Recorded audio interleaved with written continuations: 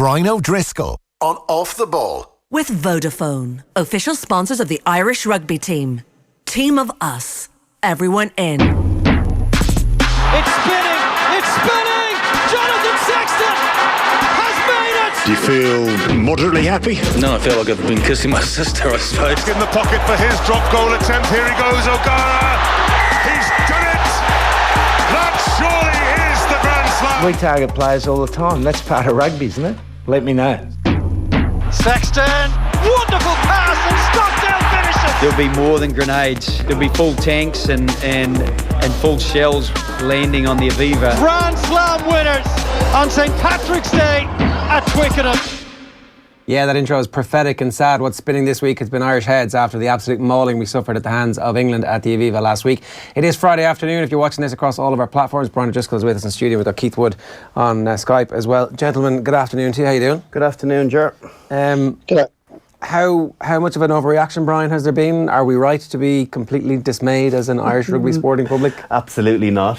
I've read a lot of it during the week, and I think we've all been licking our wounds, pundits, journalists, players, coaches, everyone, because perhaps retrospectively, did we get overly hyped about where this Irish team is? Maybe a little.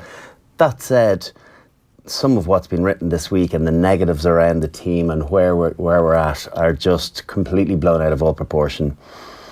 It's emphasised because it was England, because it's the team that we like to beat most, and because we got mauled by them and beaten up by them on our own patch. So that is a lot to take in. But it's the time to have done it. You know, if that happened in a World Cup quarter-final, that is really painful to take. It happens in February of a World Cup year. You learn something from it and you react to it in a positive way. It's not the end of the world. It also releases the valve of expectation now as well. We were absolutely getting carried away with ourselves. I find it very difficult to see how we wouldn't be in a World Cup final, and now the reality is that, you know, we got brought down a peg or two, and I think that's a good thing from everyone's perspective. And if I was Joe Schmidt, secretly, you know, it's never nice losing to an adversary, but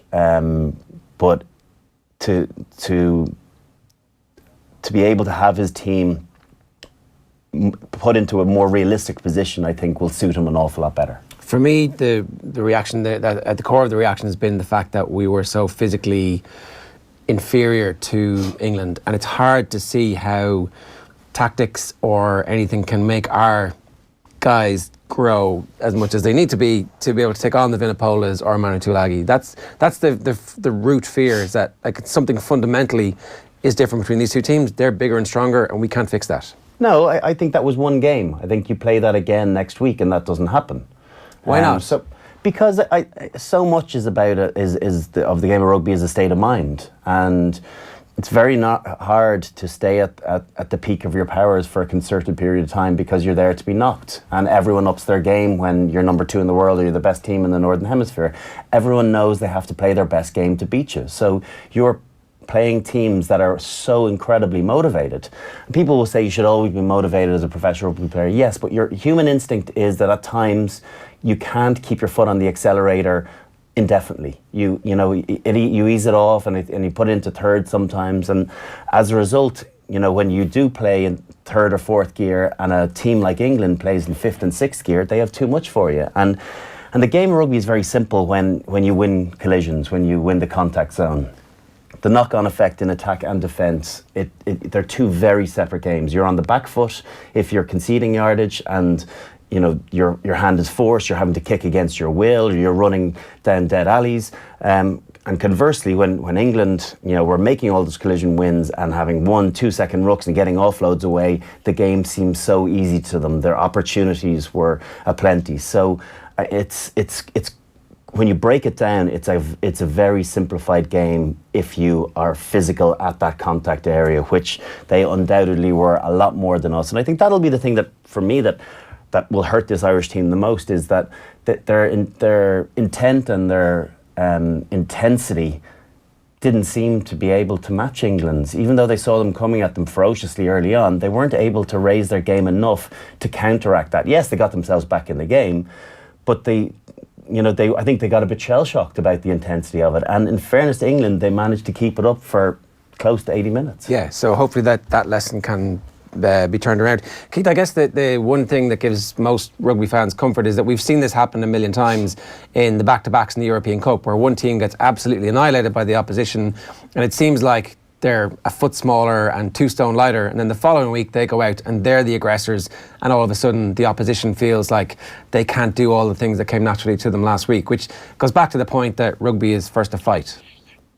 It is, and I think we didn't get to the pitch of the fight last week, and first time ever, I agree entirely with what Brian has just said. Through everything there, it is all in the mind, and if you're not on the absolute top, the margins are so small at the moment. If you're not at the absolute top of your game, you just don't get the result when a team turns up and plays. So when we looked at as our preview for last week on it, and Brian and I were both very confident that Ireland would win, but we would have expected the performance to start from the very start, and it didn't. And when that happened, I thought we struggled to come to terms with the fact that we weren't in the ascendancy at all, that we weren't taking control of the game. And even though we got ourselves back into it, we were kind of hanging on at times. They were the ones putting us under huge pressure all the time, both with and without the ball. And they just played incredibly smart and moved us around the field an awful lot. But that changes in a week. So if you say, well, we didn't get it right this Saturday, then you can get it right the next Saturday. So that's what we're hoping for.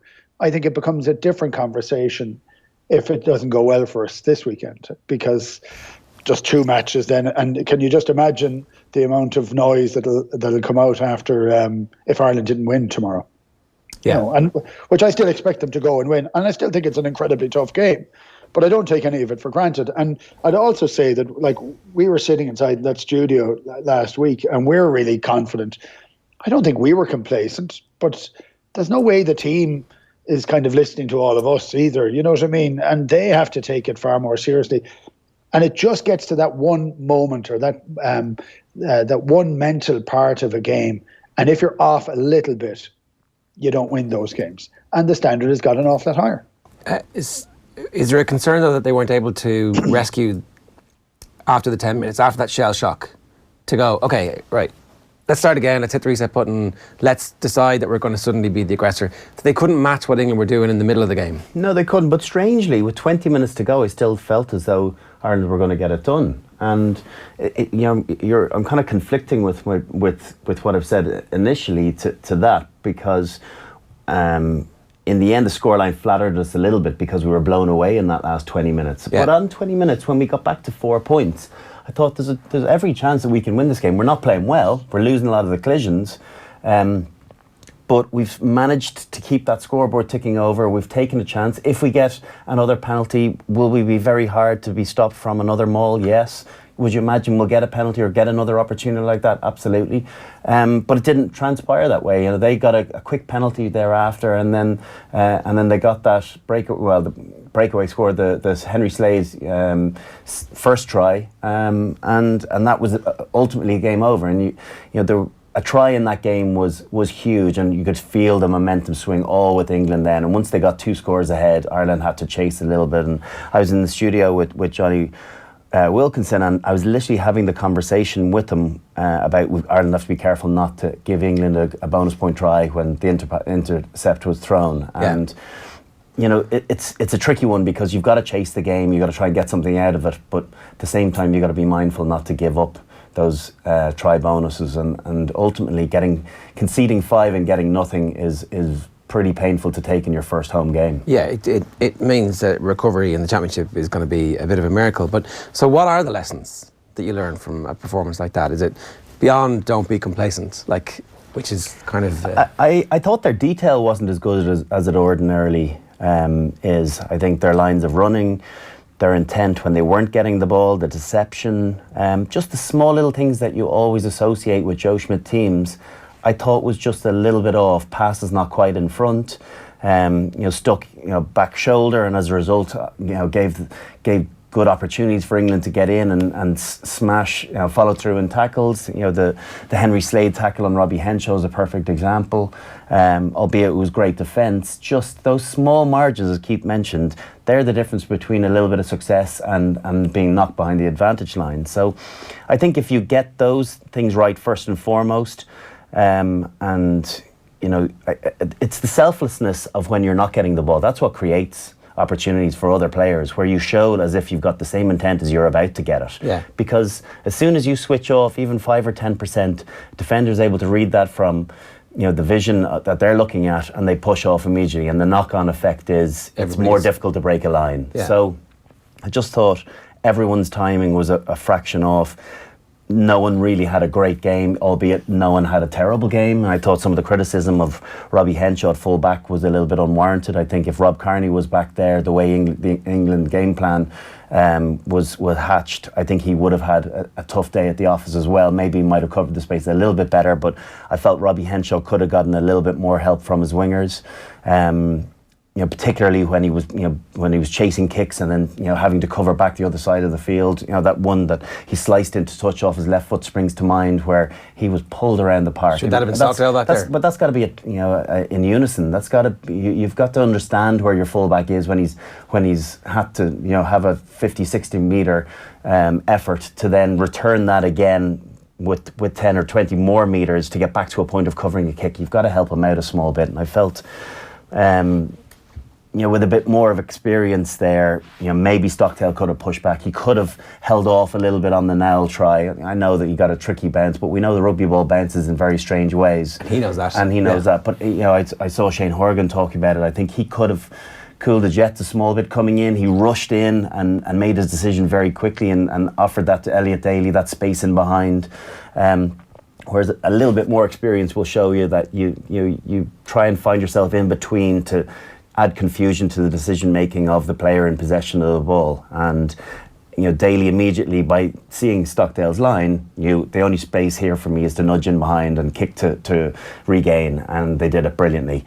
So it's those small things that you have to learn, and that comes with experience. Stockdale's 21 years of age. Of course he's not going to know it all, and he'll be better for that. But it's such a great, it's a very exciting game this weekend, because we're going to really see what Ireland are made of now.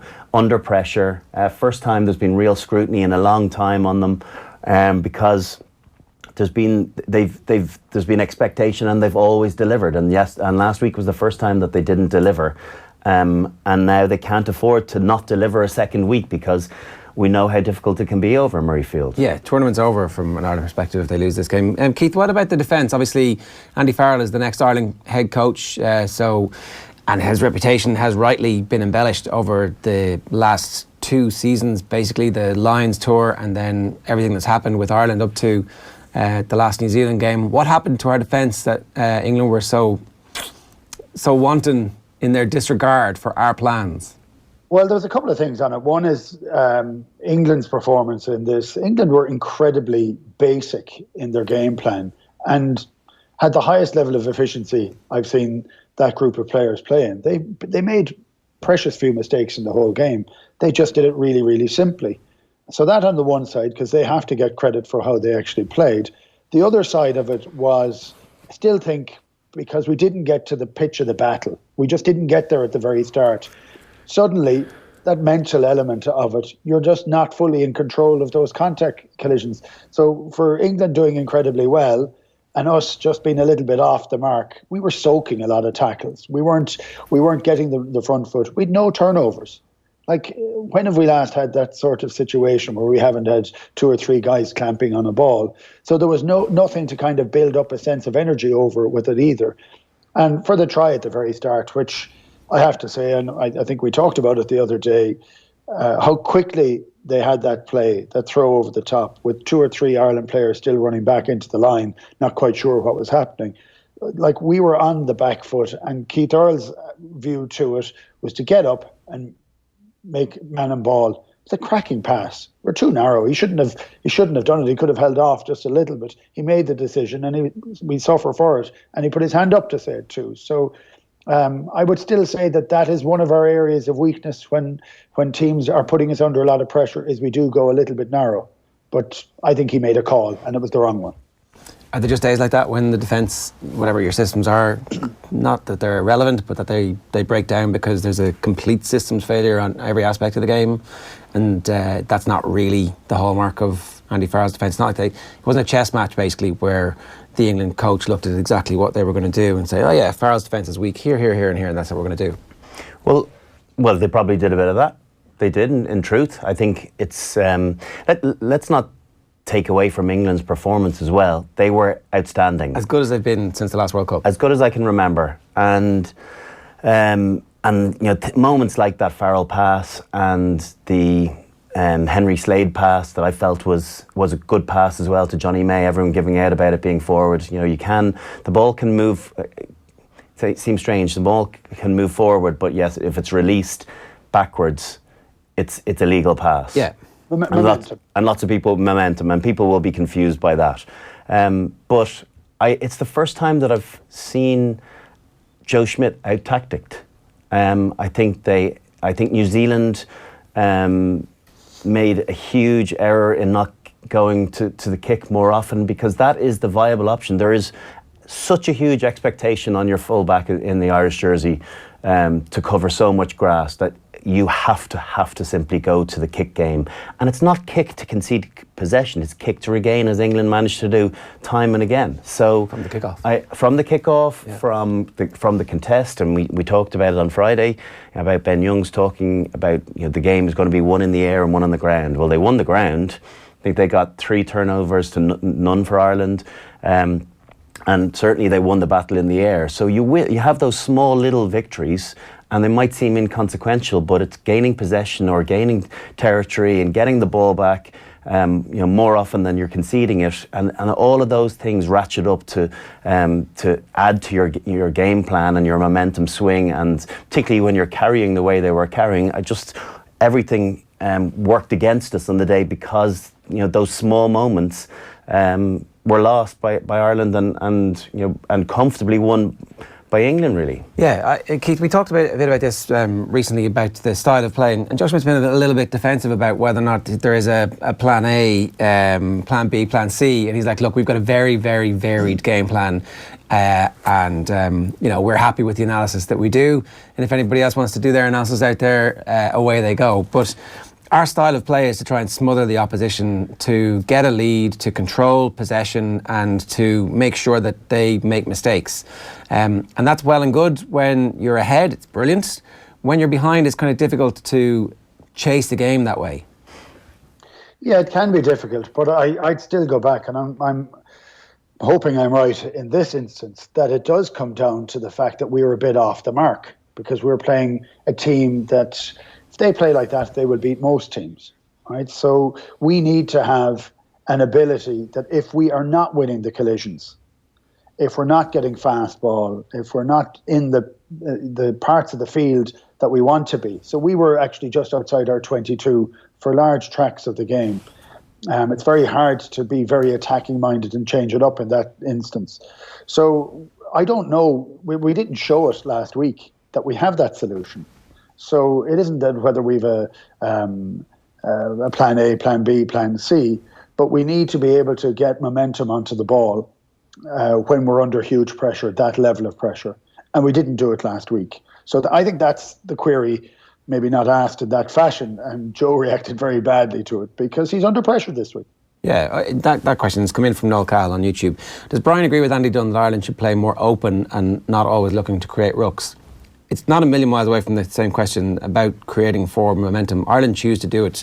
We've got this stat where we've got like nearly twice as many rucks in a game that we win than the other top tier nations, because we don't look for offloads. But has it not been successful? It has, yeah. So why are we trying to reinvent the wheel because of one loss? Because we got out-muscled and psychologically a team got the better of us. I don't think it's a technical issue that... It's completely a psychological and a mental issue where we were beaten last weekend. Just that they had their head switched on that little bit more than us. They were ready for battle, and it's not a template to beat us, though, is it? And we thought that we didn't have to be as emotionally charged as we needed to be to match them and to be able to take what they had to throw at us. I think technically and from a game plan perspective, we are in terrific shape. We, as I mentioned already, that our detail was a little bit off, and when it's off, it looks as though we don't really have any terrific shape, or we don't have any cutting edge. Whereas you modify that ever so slightly, and everyone runs a little bit of a better line. Someone does their job, deepens a ruck, or holds someone into a ruck. All of a sudden, you create space for the first time ever, and it's a compliment to Joe Schmidt team that I saw England copying some of the plays of trying to lengthen rucks and trying to stop the negative guard coming across and plugging in on the far side of the ruck, and Billy Vunipola, Mauro Tozier trying to hold people back. Plays that we've seen Jamie Heaslip being involved in, CJ Stander in for years, plays that Ireland have had huge success with.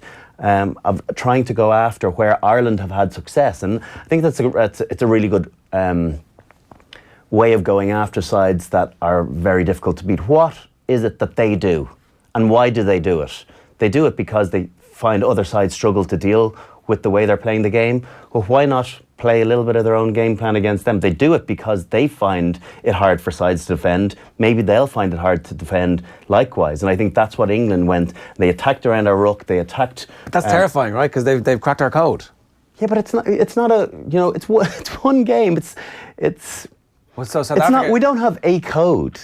We do go about our business a particular way, where we do hold the ball through possession, and we do wait for teams to concede penalties. And now we're kicking to the corner because we back our maul, and all of a sudden this isn't good enough anymore for people. That it's that winning style, that the tries that we scored against England, the Stockdale try against New Zealand, against the best defences, that's not a good enough try, that they knew exactly what to do. They contorted the defence to make it do something that they wanted it to, and then took advantage, kicked to regather exactly what England did. So England have done to us what we did to New Zealand. So I just don't see what the negative around it all is. We're just a little bit off. And if we have the same performance and the same intensity this weekend, maybe there'll be more reason to worry. But I just don't see what all this panic is about.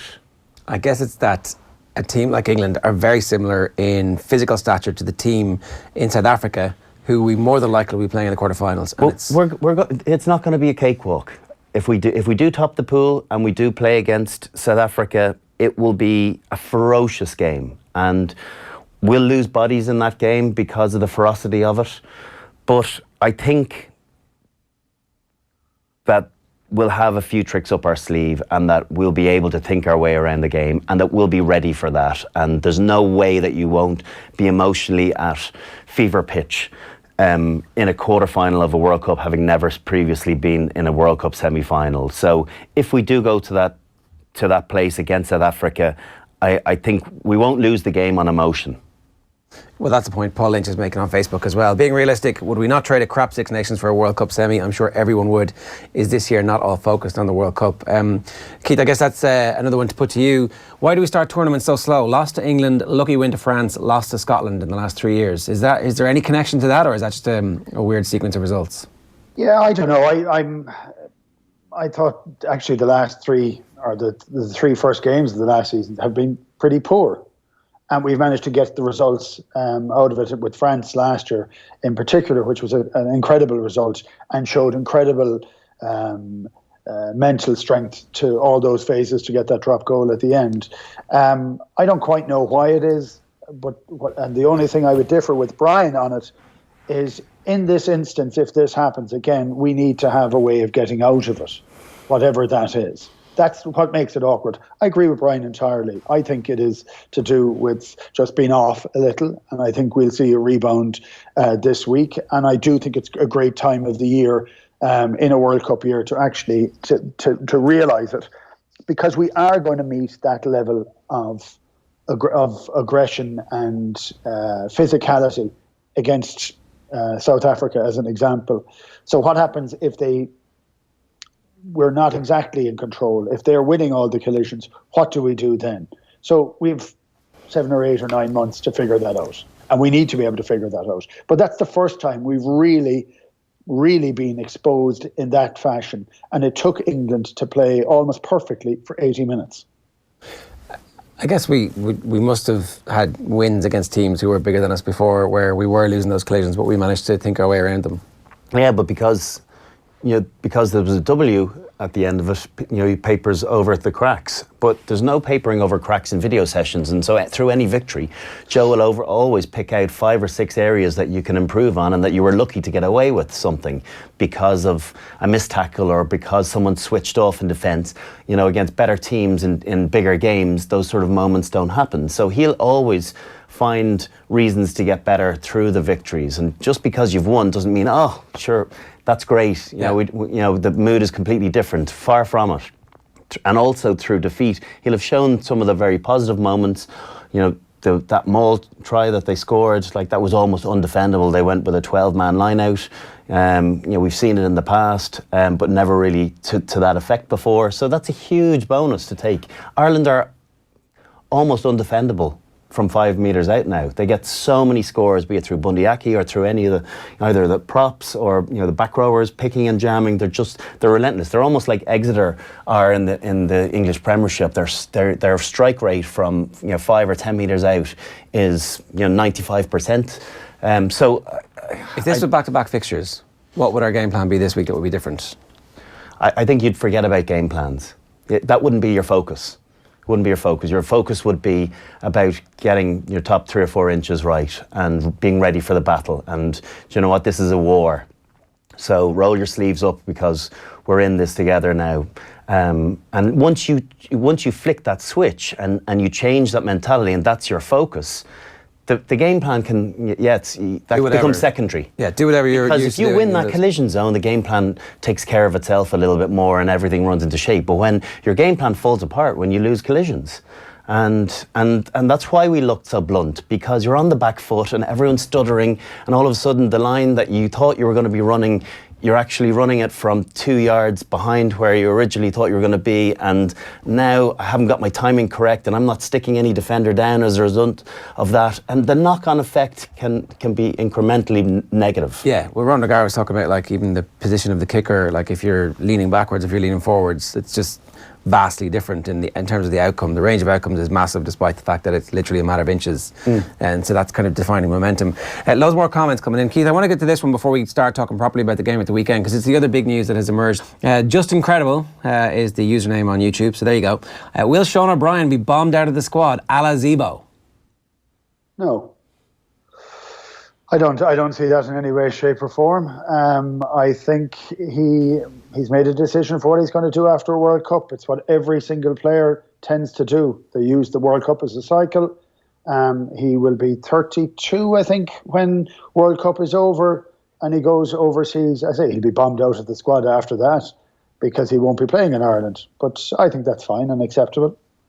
The thing with Zebo was, once he announced that he was signing, he was bombed out of the squad.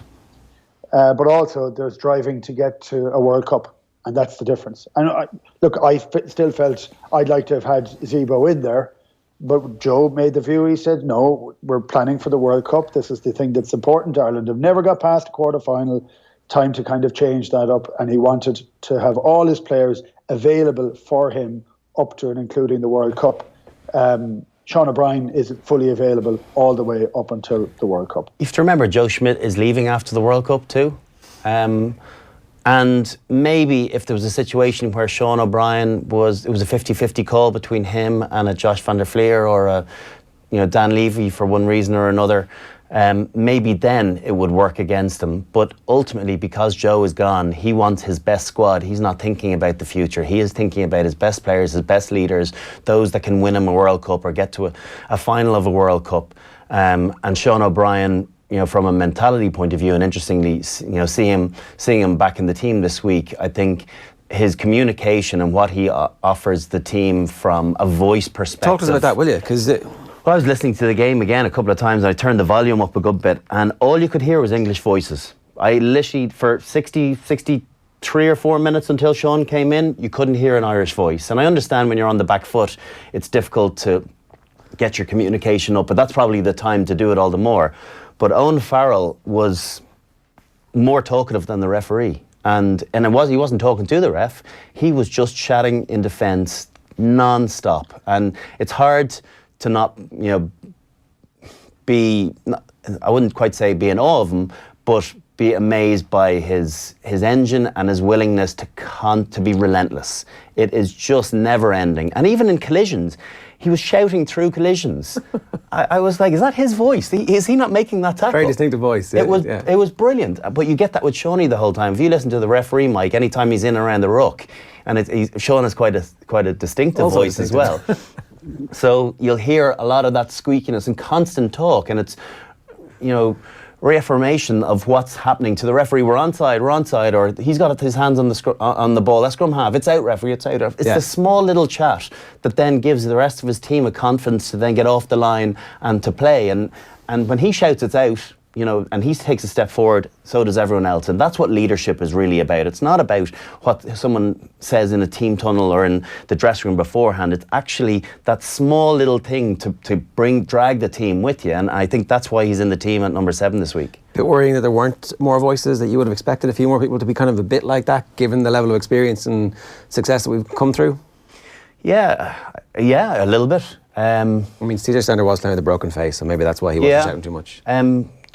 Peter O'Mahony probably had one of his quieter games, but we thought that we absolutely had the ascendancy at back row. Other than Billy Vunipola, if we could keep him quiet, we certainly didn't do that. I thought Tom Curry was brilliant, and even Wilson got through an awful lot of work. So, I think when you're perhaps not having your best game and you're finding yourself on the back foot, it's more difficult to talk. Yeah. It's more difficult to be that focal point and that person to grasp by the throat and go, right, here we go, I'm gonna take this on, and it's hard not to get frustrated when it's not going for you. So it's again, I don't know, I'm not part of I haven't been privy of that team for a number of years, but one thing I do know is that Sean O'Brien has always been one of the best communicators, and I think that's a big part. His aggression and his nastiness and the edge that he brings and the psychological place he gets himself every single game is part of the reason that he's in the team this week. Yeah.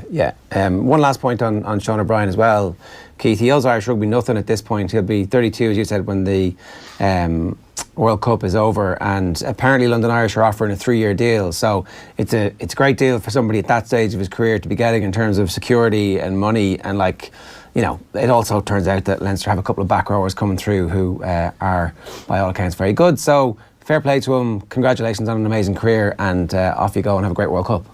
Yeah, I think it's fantastic business for everybody, actually, because he gets an extension onto his career. He gets to play into his mid-30s, which is fantastic for him. I always still think that we have the ability to pick those players if and when we ever need it. I think we can still do that. It's not the end of the world. We don't have to weep for him just yet, but it's great business for the IRFU as well, because for them to try and hold on to him, it's a big salary, and this is a business, and he has been injured quite a lot. So I think somebody else carries the salary, and we maybe could use him if we so need, if there's a change, if there's exceptional circumstances, as people say, and we haven't seen a whole lot of those lately.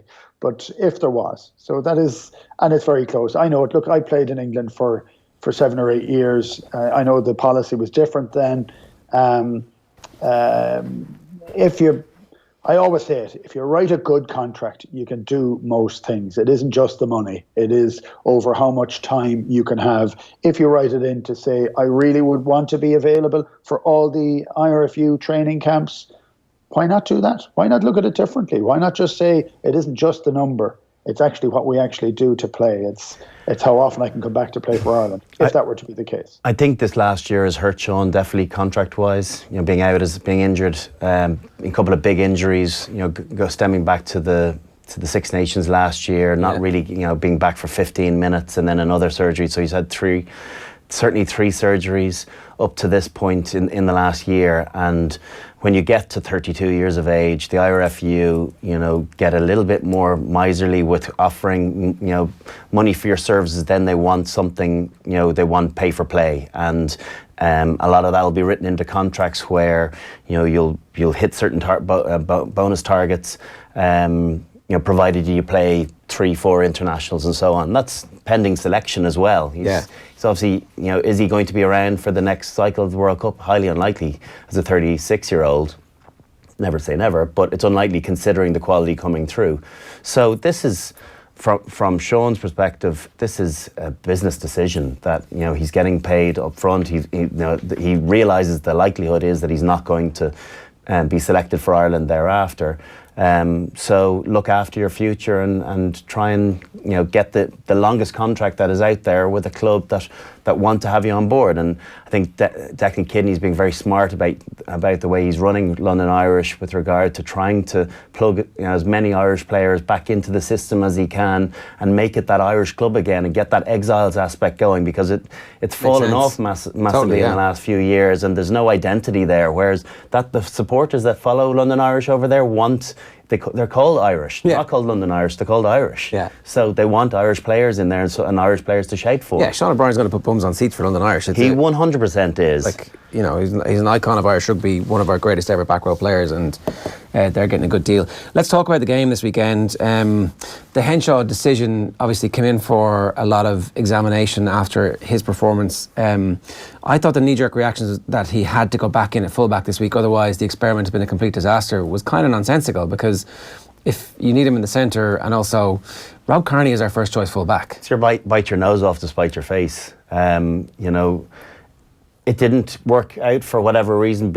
I think a multitude of reasons. He wasn't quite at it, albeit, as I said before, not worthy of the criticism that was directed towards him. And then we played against a far superior team. So for his first outing, it wasn't going to be the most favourable for him. So I think Joe Schmidt probably realised that. He needs to win this game. He needs he needs his most secure players and his most confident and experienced players. Rob Kearney's definitely one of those.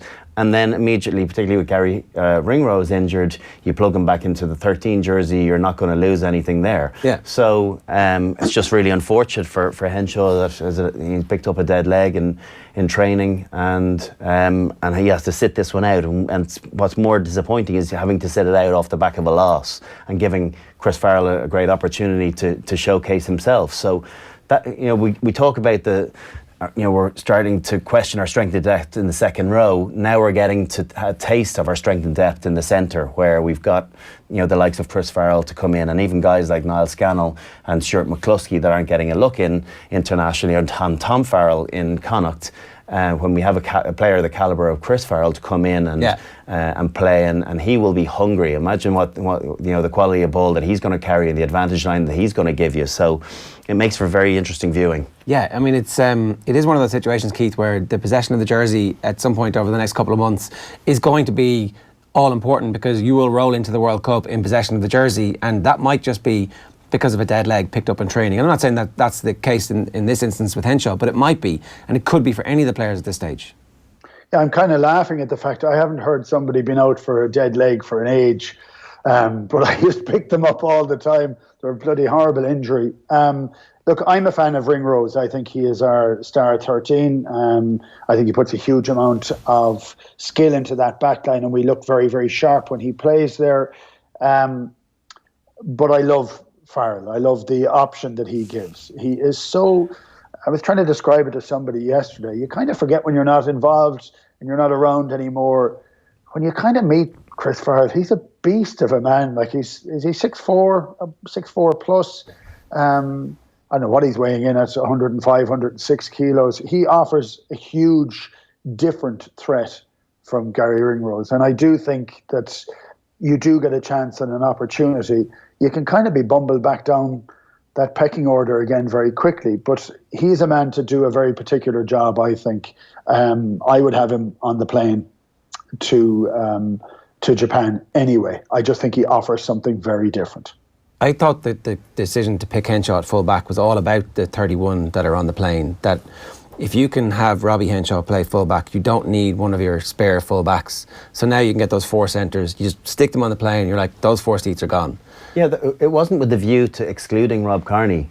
Rob Kearney's still going to be part of that squad, probably still going to be the first choice. Henshaw it was an audition to see how great he could be. It didn't go as favourable as he would have liked, and so as a result, we automatically go back and think Rob Kearney is our World Cup starting fullback. But does he have confidence? If Rob Kearney does, Joe Schmidt have confidence if Rob Kearney is injured in the warm-up games, to put Jordan Larmour in at fullback for a World Cup quarter-final. That question, I'm not sure, as a starting berth, and that's why he wanted Robbie Henshaw, because he's been a mainstay of his team for the last 5 years. Yeah. And he wants to know, he knew he has a flexibility to where he can play, it's his favourite position, so why not give him an opportunity to be back up in that position? So I think the odds are quite high that if everybody's fit, if we win the game, if we lose the game, all bets are off, but that there's a good chance that Henshaw gets another audition, perhaps in the Italy game at fullback. That would make sense to go, your last memory is going to be a good performance and a good experience. Or they play Will Addison at fullback in one of the games, where maybe he plays fullback, wing and centre, so he's a brilliant player to bring on a World Cup. He's not going to get a lot of game time, but as backup to be able to plug holes and play in the 23. If you pick up a couple of injuries, he is a prime suspect for selection. So does he give him an outing during the Six Nations? I think he does. Yeah, I mean that was the other question. Particularly with Conway's injury. Yeah, poor Conway. It's just going from bad to worse for him. Just the timing of his injuries. His timing of his injuries is so unfortunate, because he's been in great form in the lead up to November Test Series, or lead up to Six Nations, particularly last year as well. Jordan Larmour wouldn't have been the one in the 23. I wouldn't have imagined it would have been Conway, and just very unfortunate. So. You've got to take advantage of that if you're a Will Addison or whoever might get a chance of playing in that 15 jersey. Yeah, on that, Keith, was Josh van der Fleer a little bit fortunate, because he's not somebody who we would predict ending up at 8 or 6 generally in a match. So as cover, as a specialist 7 the way he is, he must be feeling a little bit uncomfortable as well at the minute.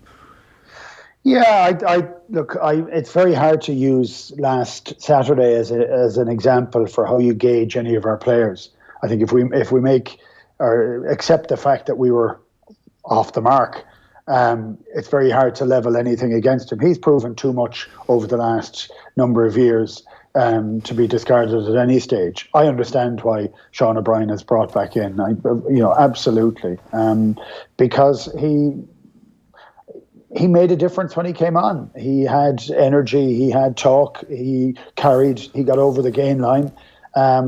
And there's different horses for courses. But no, I think Van der Fleer is unlucky, but I still think it's the right call. And I don't think it marks the beginning of anything negative for him. I think he's a top player for us, and we've had injury there all the time. We need all that strength and depth. Yeah, I suppose if 8 gets injured, O'Brien can move there, and that's where that. Yeah, there's a double positional switch. I don't think it really matters. That you don't always have a perfect like for like positional change. In a perfect world, you do, but that rarely happens, where someone plays in all 3 back row positions seamlessly. Just like Sean O'Brien. Like Sean O'Brien. Yeah. So that's why he's a brilliant bench player, and maybe it'll come to that in the World Cup, depending on his fitness and depending on his form. I can't see him being excluded from the 23, provided he's fit and healthy. Yeah, and that will be, if everybody ever gets fit, one of the most keenly contested training ground battles that we're never going to get to see, but might be in years to come. They'll make a documentary about it. About the Scotland team, the concern that a lot of people would have is that they ripped us apart quite easily 2 years ago at Murrayfield. Their Murrayfield form is sensational. They've got the confidence of their provinces running well, and they've got the confidence of that first 50 minutes against Italy, where they were good as well. Yeah, they were. They weren't without their errors in that first half. There was a lot of unforced errors. Yes, there was a bit of pressure, and it's a test match against a Six Nations team, but created lots of opportunities for themselves and didn't take full advantage of it. I think they probably would have gone in at half-time a little bit frustrated. They definitely would have been frustrated with the last 10 minutes of their defence, and I'd be fuming if I was a defensive coach conceding 3 late tries like that to completely flatter a scoreline. But it's a very different proposition against this Irish team that's hurting, and it's interesting. Congratulations to Blair Kinghorn. You score a hat-trick and you're on the bench, and I find that an interesting one. And Maitland, I've seen a lot of him this season. He's a very good finisher. He knows where the try line is, but I think there's definitely a few question marks around his defence. So I'd be going after him. in the air he's reasonable, but I would definitely be trying to be aggressive, be excessively aggressive with him. When I'm carrying the ball into him, or when I'm attacking him or isolating him. But there's definitely firepower in that Scottish back line for sure. I like the look of Sam Johnson, who was on debut last week. Distributor, no nonsense, good tackler.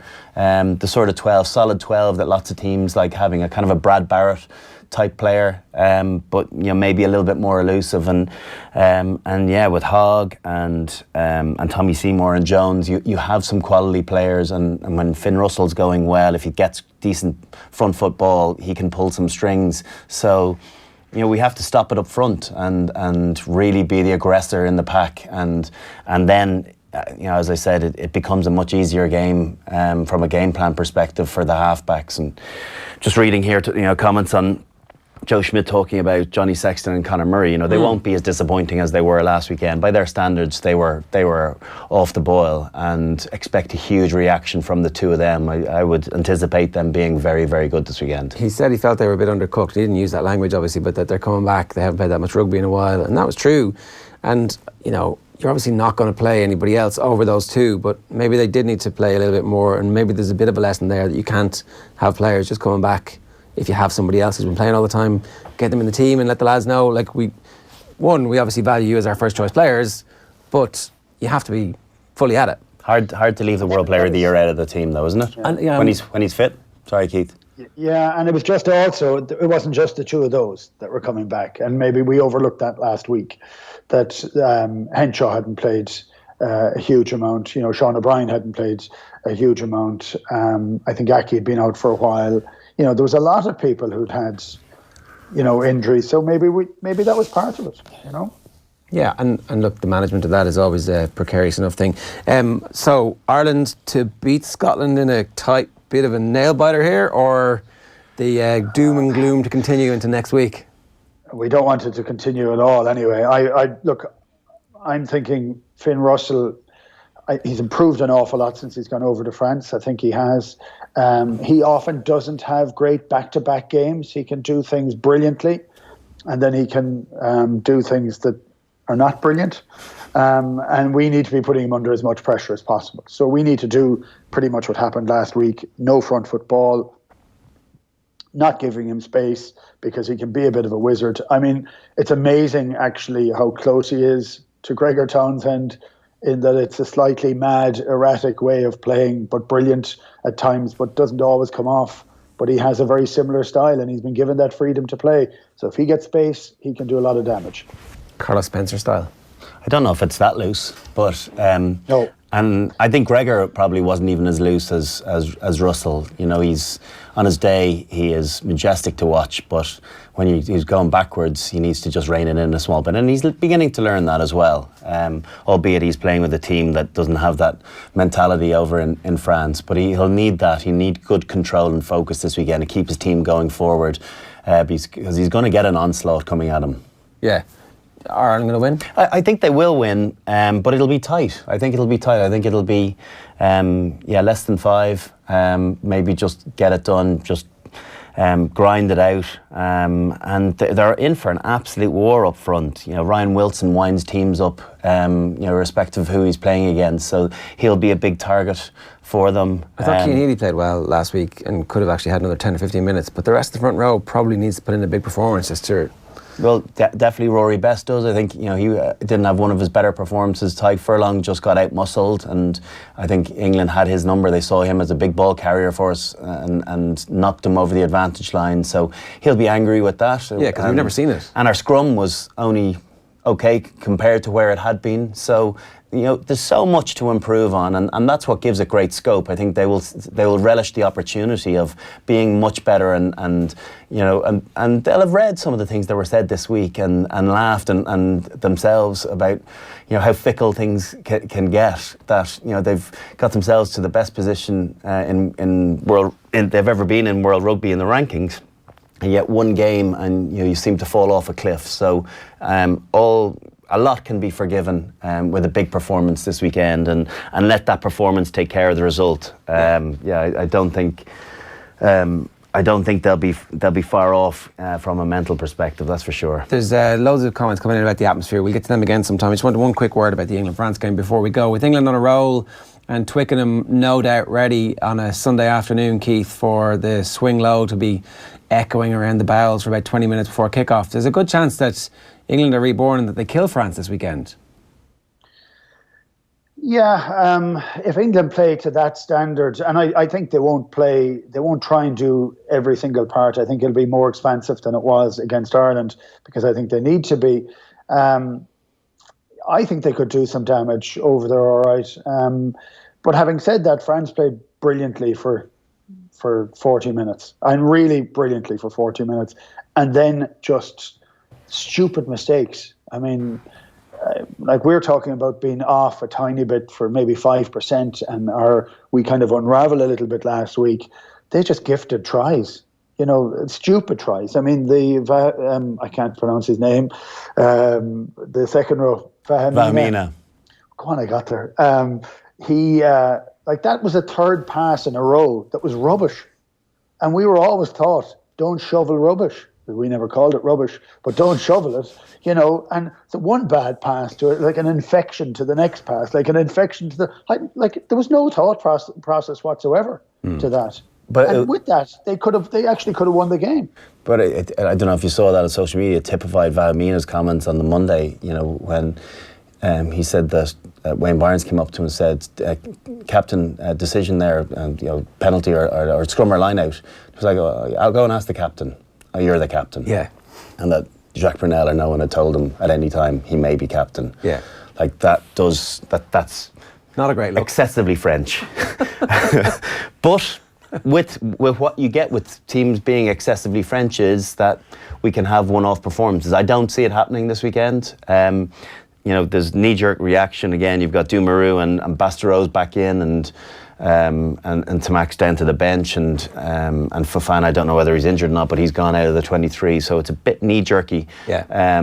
But I think England on a high now. They're riding a crest of a wave. They're in great shape. I just fancy them to have too much. And to Keith's point, I actually expect them to be fairly similar in terms of game plan, because all the praise that Mitchell was getting this week was that he'd simplified everything and that everybody had very clear instructions about what they had to do. And, if a team knows it's got one job and they're going to do it really well and they're going to do it for the 80 minutes, it's a very nice place to be in. How did England win the World Cup in 2003? Power game up front, control at half-back, Matt Dawson, Johnny Wilkinson, and power runners in the centre, Will Greenwood and Mike Tyndall, and good finishers out back. It's when you break it down, it seems very simplified, but they absolutely took teams on physically up front. That's what they've always done best. And when they beat teams, when they beat the superpowers, they always beat them up first and foremost. And that's what they did to us last week, and it'll be no difference in Le Crunch, as they call it. Yeah, well, enjoy the weekend, folks. Thanks very much for joining us, to Brian and to Keith and to everybody out there watching and listening. Thanks very much for being part of this. If you want to leave a comment for us, you can tweet us at Off The Ball. We'll see you soon. Brian O'Driscoll on Off The Ball. With Vodafone, official sponsors of the Irish rugby team. Team of us, everyone in.